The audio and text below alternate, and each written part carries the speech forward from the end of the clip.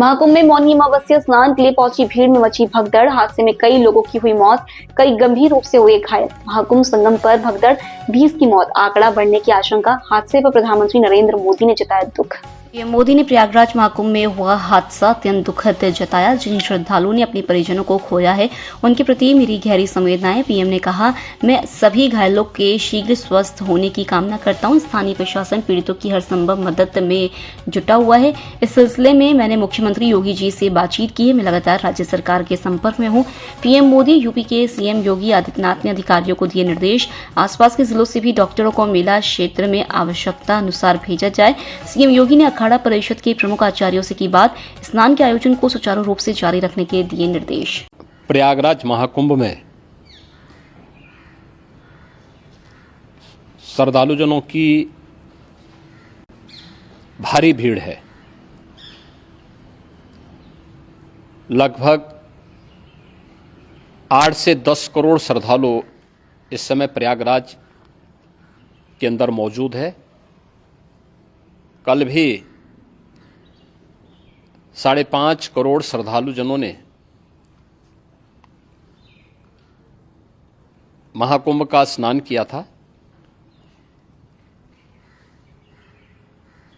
ये जो भारी दबाव श्रद्धालुजनों के कारण और श्रद्धालुओं के संगम नोच पर जाने के कारण वहां पर एक बना हुआ है, लेकिन पूरा प्रशासन मौके पे वहां मौजूद है। रात्रि को 1 से 2 बजे के बीच में अखाड़ा मार्ग पर, जहां पे अखाड़ों के अमृत स्नान के दृश्य से बैरिकेड्स भी किए गए थे, तो बैरिकेड्स को फांद करके आने में कुछ श्रद्धालु गंभीर रूप से घायल हुए हैं। उन्हें तत्काल हॉस्पिटल में पहुंचा करके उपचार आदि की व्यवस्था उनके लिए की गई है। उनमें से कुछ श्रद्धालु गंभीर रूप से घायल हैं। लगातार प्रशासन स्थानीय स्तर पर श्रद्धालुओं की सकुशल स्नान कराने के दृष्टि से रात्रि को कल सायंकाल 6:30-7 बजे से ही मौनी अमावस्या का मुहूर्त प्रारंभ होने के बाद से ही लगातार लगा हुआ है। प्रयागराज में महाकुंभ में श्रद्धालुजनों के सकुशल स्नान करने, अमृत स्नान के लिए देश भर से आए हुए श्रद्धालुजनों की व्यवस्था के लिए, उनके कुशल क्षेम के लिए आदरणीय प्रधानमंत्री जी का प्रातःकाल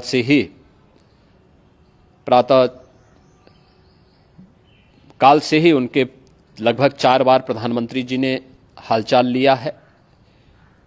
माननीय गृह मंत्री जी ने, माननीय राष्ट्रीय अध्यक्ष भारतीय जनता पार्टी श्री जेपी नड्डा जी ने,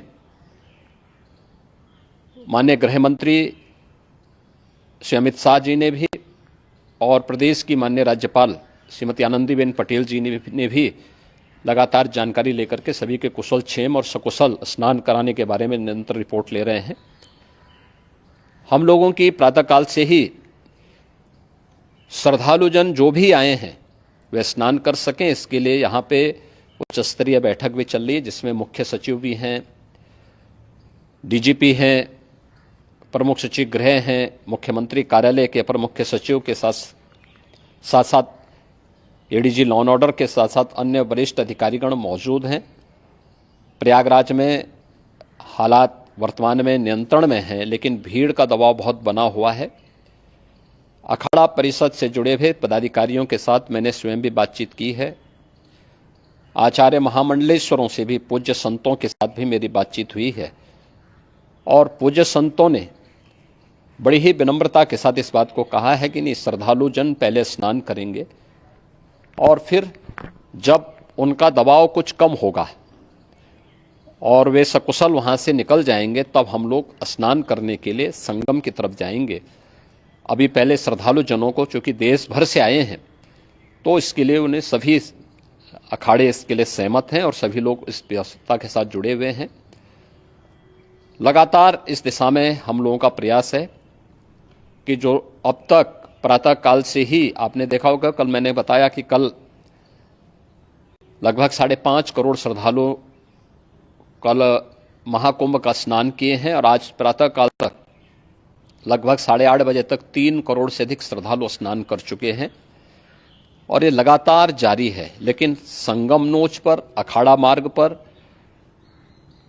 नागवासुकी मार्ग पर लगातार दबाव बना हुआ है और वहां पर श्रद्धालुजनों की सुविधा के लिए भी हर प्रकार की वहां पर प्रशासन पूरी मुस्तैदी के साथ लगा हुआ है। और इसीलिए मेरी अपील है पूरे प्रदेशवासियों से, पूरे देशवासियों से और सभी श्रद्धालुओं से भी, सभी पूज्य संतों से भी कि अफवाह पर कोई ध्यान न दें, संयम से काम लें